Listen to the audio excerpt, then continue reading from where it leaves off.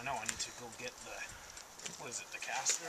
A grease style plug that threaded in and pressurize this cavity here to force the grease to lubricate the axle.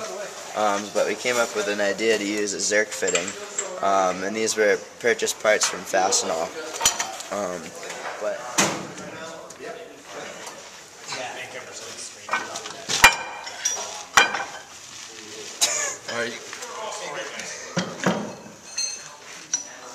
these are the exhaust flanges. Cast these. I cast these this weekend. We got 3 of them, and I'll explain a little bit some of the differences here. Steve, I did not. I left the hole. Yep. Slowly, half thou by half thou. Slipping. What you're going to do is put it up. If it's not sitting right, you're going to throw some blocks in there and put jacks in. And then the jacks will push it up to where it needs to be. And we're going to mark it.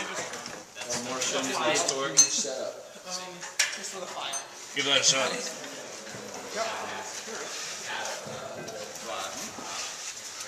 You have that in 2 parts, or is that just 1 part? Just 1 part. yeah, which it makes it easier, but I don't really know how. It fits pretty well. There's going to be a slight gap where the flange is on the side, but I don't really think that's a problem. It's all right. So now I'm happy with the way that's fitting. Yeah, we did. That's about it. And it doesn't go all the way back on its own. One-piece manual is pretty much unique. Yep. Yeah. So. You guys can cut them off and weld extensions on them to suit your need, you know. Add an additional angle to them is not a problem. Well, we finally got this thing shimmed. It's running like butter. And we got to get the last one shimmed up here, and it'll be good to go. I think we're... Use the next one and your pattern can grow. Right, okay. So just use One for the pattern to keep it consistent. Yeah. Fine with me. Still perpendicular, Greg?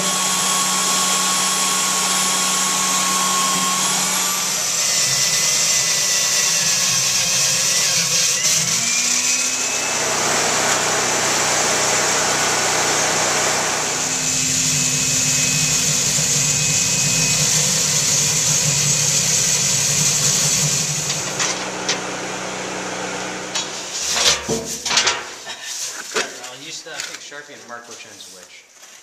Yeah, the weld was on that.